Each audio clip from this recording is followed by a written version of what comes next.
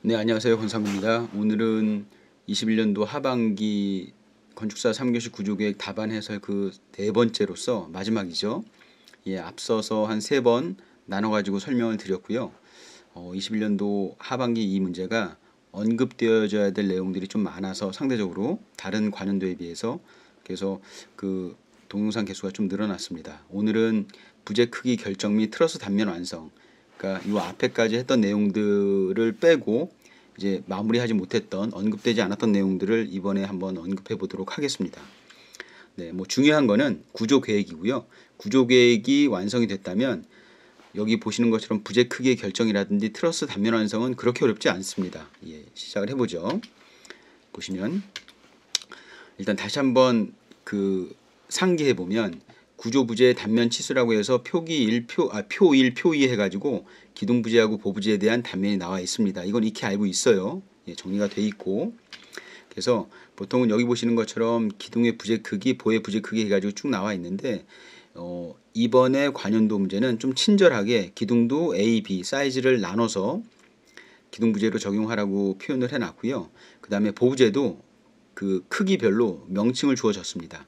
그래서 이렇게 확인을 하시는데 사실은 중요한 거는 이 부재 사이즈를 확인하는 것도 중요하지만 결국은 이렇게 정리를 한번 해보시면 되는 거죠. 우리는 어차피 구조 해석을 통해서 부재력을 구해가지고 기둥 부재 크기라든지 보부재 크기를 결정하는 게 아니니까 그냥 느낌으로 하는 겁니다. 여러분들이 구조계획을 한 고 구조계획 답안지를 가지고 어떤 부재가 어떤 부재보다 하중이 더 많이 걸려서 큰 부재를 사용해야지 아니면 작은 부재를 사용해야지 요거를 감으로 그냥 하는 것이지 어떤 수치를 가지고 하는 건 아니기 때문에 얼마든지 이거는 여러분들이 동일한 문제를 지금 풀던 아니면 한 달 후에 풀던 한 달 전에 풀었던 조금씩 크기에 대한 변화는 있을 수 있습니다. 그건 사실 전체 득점에 있어서는 크게 큰 점수 차이가 나는 어떤 포인트가 되지는 않는 것 같고요. 뭐 제가 그 RC 배근할 때 항상 강조하는 거지만 이 RC 배근도 마찬가지고요. 이 철골 구조에서의 부재 크기를 결정하는 것도 마찬가지인데 어떠한 본인만의 기준으로 일관성만 있으면 됩니다. 부재가 명확하게 이 부분은 정확히 이 부재를 써야 되고 여기는 200원을 써야 되고 사실 그거를 정확하게 알 수는 없어요. 사람마다 또 감이 틀리기 때문에 뭐 전체적인 어떤 밸런스만 맞춰준다면 크게 문제는 안 될 거라고 생각을 합니다. 더 중요한 거는 이 부재 크기나 배근보다도 앞서 했던 구조계획이 합리적으로 또는 지문 조건에 맞게 되는 것이 더 중요한 겁니다. 네. 그래서 보시면 여기는 앞에서 완성을 했습니다. 왼쪽이 2층 구조 평면도고 오른쪽이 지붕층 구조 평면도인데 저는 앞서 설명드렸던 내용처럼 계획안 2에서 1이 있었고요. 2-2가 있었고 2-3이 있었습니다. 어떤 구조 계획안으로 하도 상관은 없다고 했습니다. 그중에서 저는 그냥 계획안 2-1이라고 하는 요 구조 평면도를 가지고 여러분들한테 한번 부재 크기라든지 트러스 단면 형상을 한번 결정을 해보도록 하겠습니다.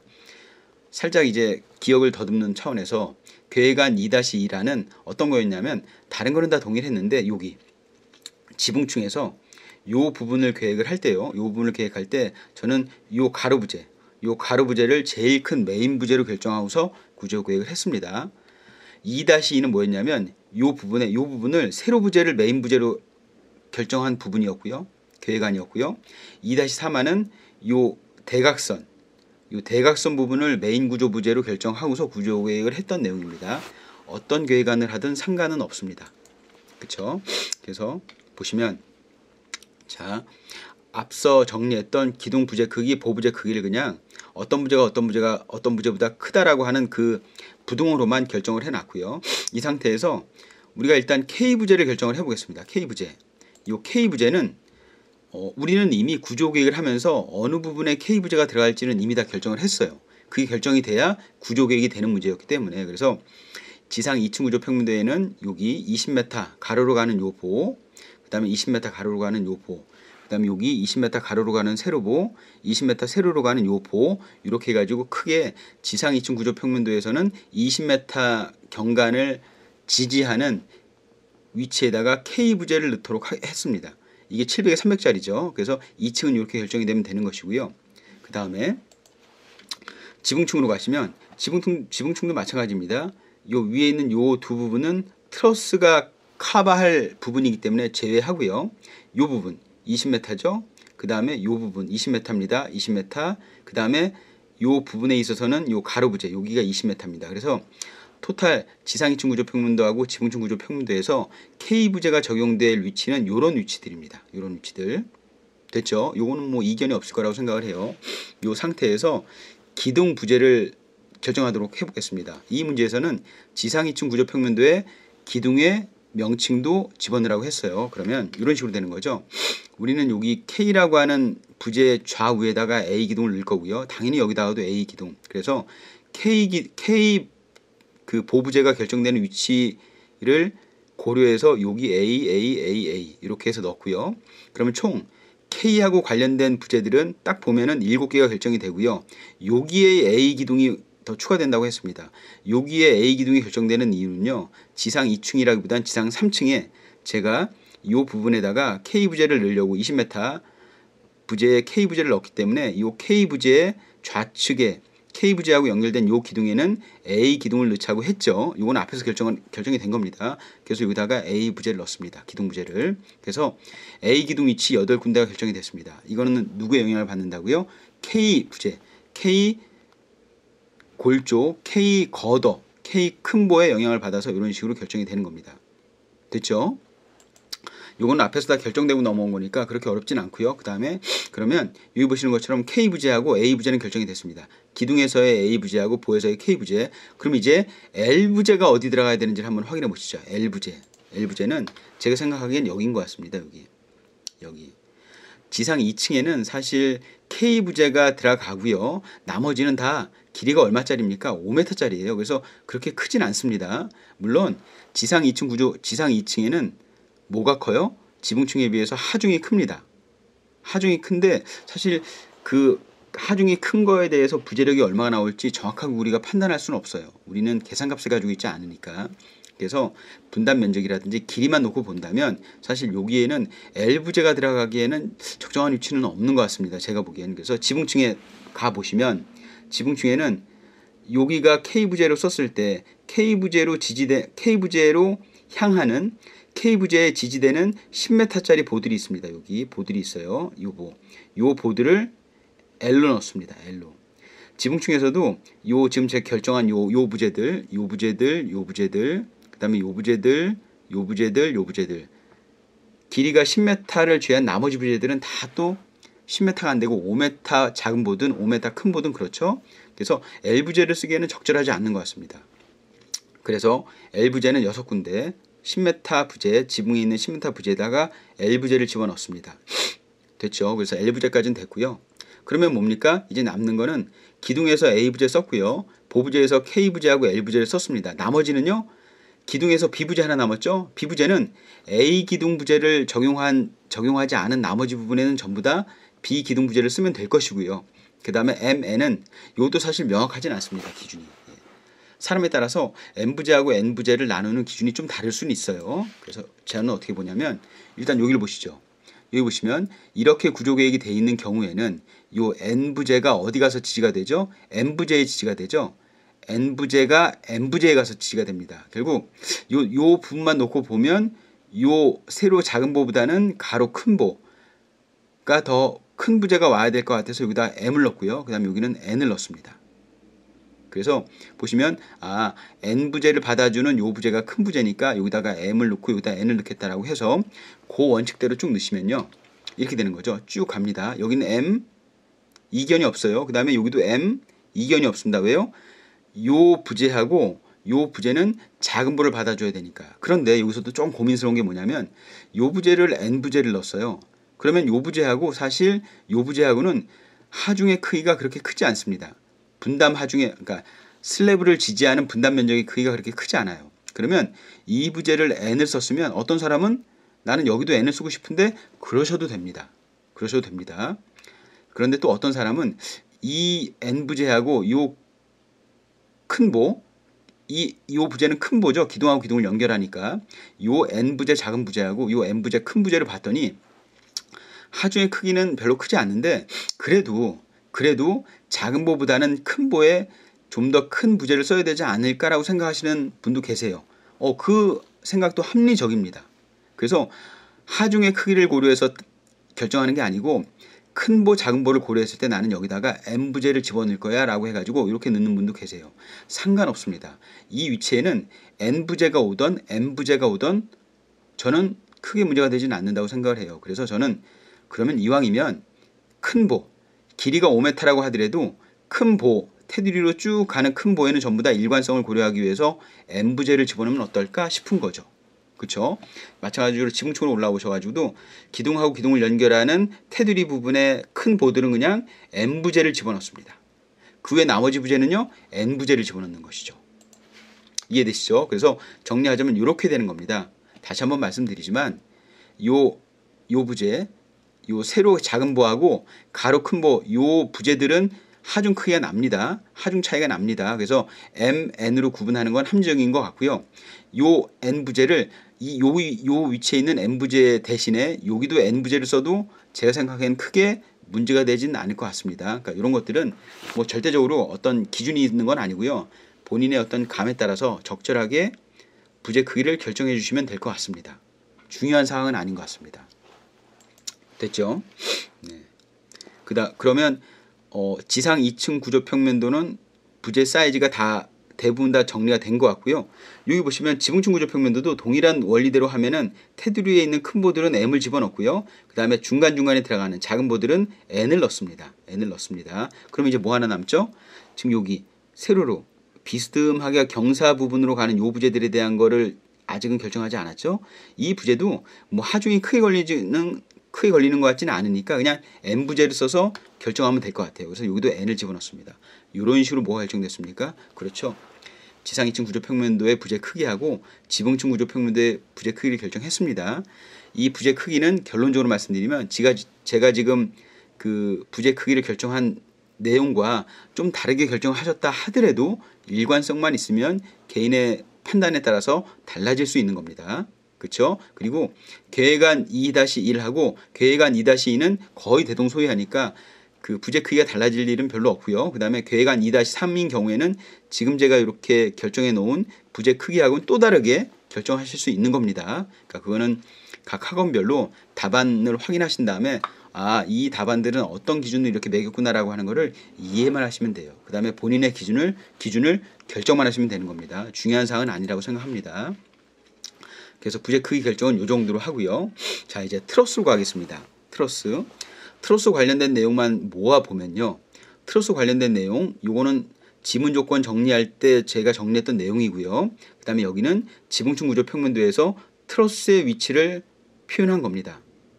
이 트러스 1번은 트러스 1번하고 트러스 2번의 차이는 뭐냐면 트러스 1번은 트러스 1을 지지하는 기둥이 양쪽하고 왼쪽하고 오른쪽 두 군데밖에 없는 것이고요. 트러스 2는 이 트러스를 지지하는 하부 기둥이 요 위치, 요 위치, 요 위치, 요 위치, 요 위치 5군데 있는 겁니다. 그러니까 상대적으로 누가 더 유리해요? 트러스 2가 구조적으로는 훨씬 더 안정적인 거죠. 트러스 입장에서 보면은 지지점이 양쪽에 20m를 사이에 두고 양쪽에 기둥밖에 없기 때문에 이 트러스가 하중을 훨씬 더 많이 받을 거라고 생각을 합니다.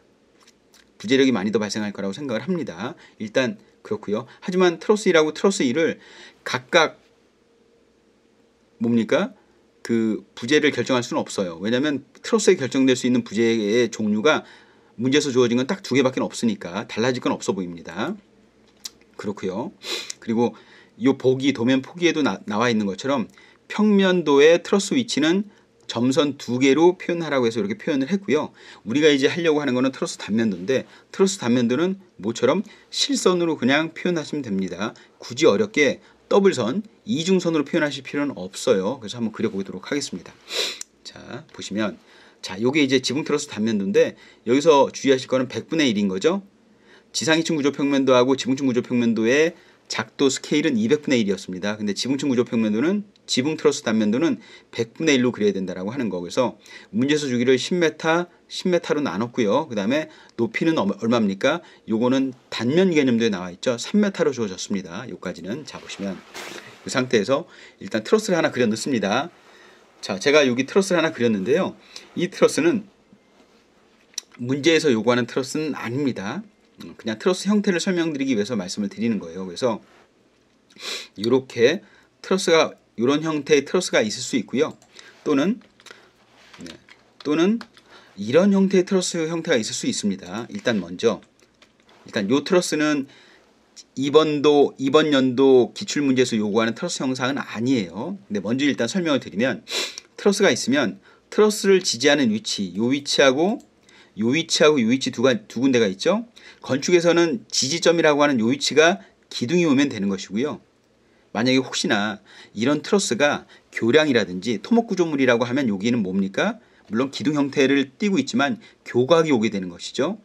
그러니까 토목구조하고 건축구조에서 이 지지점, 트러스 형상을 지지하는 이 지지점이 부재 종류가 다를 수는 있습니다. 중요한 건 아닙니다. 어쨌건 이 트러스를 지지하는 위치에 지지점이 두 군데가 있다라고 이렇게 표현을 하고요. 지지점이 두 군데라고 하면 항상 지지점 기준으로 해가지고 딱 중간에 뭐 특별한 조건이 있지 않는 한 중간 전체 20m 경간의 중간 10m를 기준으로 해가지고 좌우가 어떻게 해야 된다고요? 대칭 형태로 트러스 형태를 결정하시면 됩니다. 이런 식으로. 그 다음에 가급적이면 대칭 중앙을 기준으로 해서 왼쪽 오른쪽을 무슨 간격으로? 등 간격으로 나눠주시면 돼요. 특별하게 문제에서 몇 메타 간격으로 나누라고 하는 조건이 없으면 무조건 뭐라고요? 등 간격으로 나눠주시는 겁니다. 그래서 이렇게 트러스 형태가 문제에서 요구되어질 수도 있고요. 또는 이 상태에서 보시면 일단 용어 정리를 한번 해보겠습니다. 트러스 형상이 이렇게 있는데 우리는 보통 상부에 있는 요 트러스 부재를 우리는 뭐라고요? 상현재라고 합니다. 하부에 있는 트러스 부재를 뭐라고 하죠? 하현재라고 합니다. 그 다음에 3번이 여러 개죠. 요게 쭉 반복됩니다. 우린 요거를 수직재라고 하고요. 상현재, 하현재, 수직재 그 외에 나머지 이렇게 비스듬하게 구조 부재를 적용하는 경우가 있어요. 요거를 우리가 보통 4번이라고 한다면 이 4번의 명칭은 경사재 또는 사재라고 합니다. 그래서 기본적으로 여러분들이 트러스를 구조 계획을 하실 때는 상현재, 하현재, 수직재, 경사재 또는 사재 이런 명칭은 기본적으로 아셔야 되고, 특히나 항상 그렇지는 않지만요. 보통 1, 2, 3, 4번 중에 그러면 보통은 구조 검토를 해보면 어떤 부재가 좀 더 큰 부재를 적용해야 되나를 한번 확인해 보면 일반적으로는 상현재하고 하현재가 수직재하고 사재보다는 큰 부재가 적용됩니다. 물론 구조 검토를 하다 보면 구조 해석을 해서 나오는 부재력을 가지고 그거에 맞게 부재 사이즈를 결정하면 됩니다. 하지만 건축사 시험에서는 그 정도까지 구조 검토를 할 수는 없으니까 일반적으로는 1번하고 2번 부재, 상하현 부재가 누구보다는 크다고요? 3, 4번인 수직재나 사재보다는 좀 더 큽니다.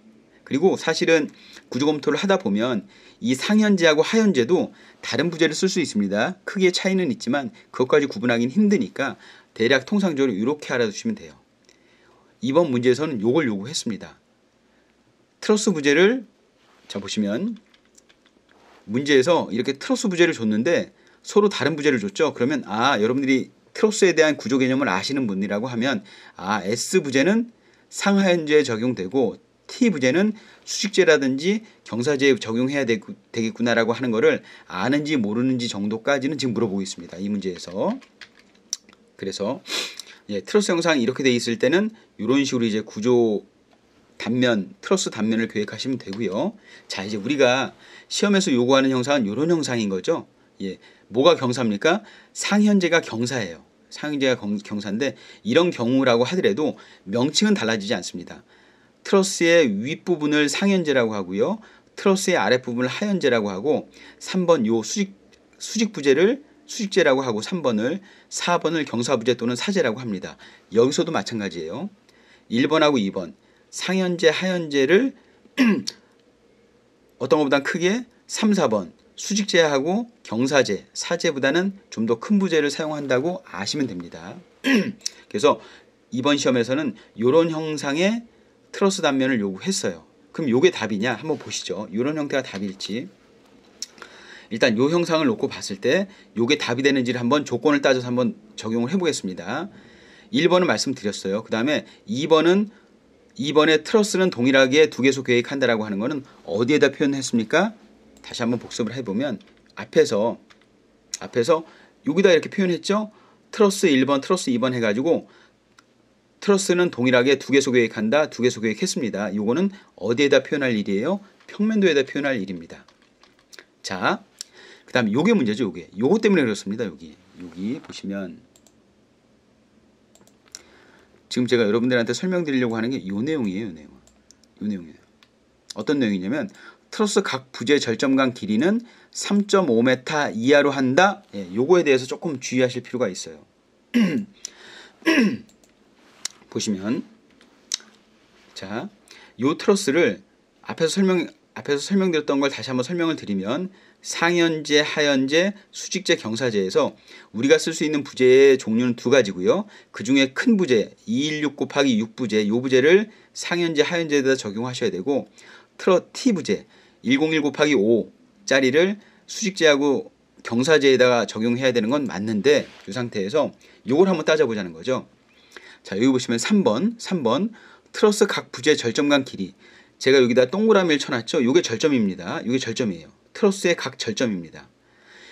트러스 각 부재의 절점간 길이라고 했으니까 요 길이가 될 수도 있고 요 길이가 될 수도 있고 요 길이가 될 수도 있고 요 길이가 될 수도 있고 요 길이가 될 수도 있고 요 길이가 될 수도 있습니다. 어쨌건 각 부재 길이는 조금씩 달라져요. 근데 각 트러스 부재의 절점간 길이는 최대 몇 메타요? 3.5m 이하가 돼야 된다. 3.5m 이하. 여러분들이 혹시나 이렇게 10m를 몇 등분 했습니까? 3등분 했죠? 3등분 했다면 대략 10m를 3등분 했다면 요 수평 하현재 요 길이는 3.3m가 됩니다. 그러니까 여러분이 10m를 3등분한 상태에서 요 길이가 3.3m니까 요 조건 트러스 각 부재 간 절점 길이는 3.5m 이하가 되도록 나는 구조 계획을 했네라고 딱 하셨다고 판단을 하고, 그래서 이렇게 구조 계획을 하셨다고 한다면 아마도 감점을 받으셨겠죠. 무슨 요건을 만족 못했으니까 3.5 이하라고 하는 것을 만족 못했으니까. 보시면 이 부재는 3.3m지만 여기서 요 부재가 가장 긴 부재가 아니죠. 요 부재가 가장 긴 부재입니다. 그러면 요 부재가 3.3m고 요 부재 길이는 요 부재 길이에다가 제곱을 한 다음에 요 수직재 길이에 제곱을 해서 서로 더한 거를 루트를 씌워야 되죠. 이걸 피타고라스 정리라고 하는 것 같은데 결국은 3.5m 이하가 되는 부재는 제가 여기 태양 표시를 한 요 부재가 결론적으로 3.5m 이하가 돼야 되는 거죠. 왜냐하면 요 부재가 제일 기니까. 요 부재는 요 수직부재는 수직부재 자체가 높이가 얼마입니까? 3m니까 3.5m 이하로 들어옵니다. 이 전체 트러스 길이에서 제일 긴 부재 길이는 요 부재가 됩니다. 요 부재. 그러니까 결국은 요 부재가 3.5m 이하로 들어와야 돼요. 그래서 이렇게 10m를 3등분해서는 요 부재가 뭐를 초과할 확률이 높다? 그렇죠. 3.5m를 초과할 확률이 높아요. 그래서 여러분들은 몇 등분 하셔야 됩니까? 4등분 하셔야 되죠. 4등분. 그래서 확실하게 10m를 4등분 해가지고 요 가로 길이, 이 가로 부재 길이가 2.5m, 세로 부재 길이는 사실은 따져봐야 되지만 요 길이가 2.5m라고 한다면 요 길이는 뭐일 확률이 높아요? 3.5m 이하로 들어올 확률이 높습니다. 3.5m 이하로 들어옵니다. 그래서 여러분들은 10m를 4등분해서 이런 식으로 트러스 부재를 짜주셔야 조건에 맞습니다. 이해되셨죠? 그래서 지붕 트러스 단면도를 이렇게 계획을 하시는 겁니다.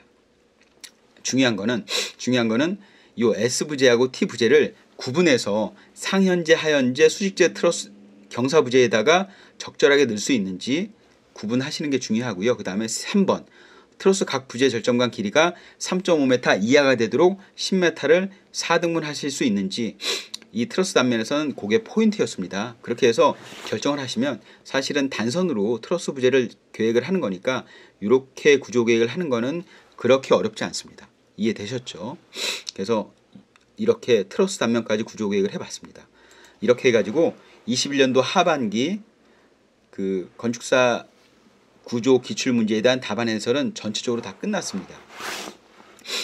여러분들이 제가 앞에서 말씀드렸던 것처럼 이 문제는 새로운 경영의 문제예요. 그래서 앞에서 여러분들이 철골 문제에 대한 거를 꼭 쭉 공부하셨다고 하더라도 21년도 하반기 문제는 전혀 다른 어떤 유형으로 결정을 하시고, 제가 굳이 명칭을 매기자면 어떤 유형이라고요? 지문 완성형 문제입니다.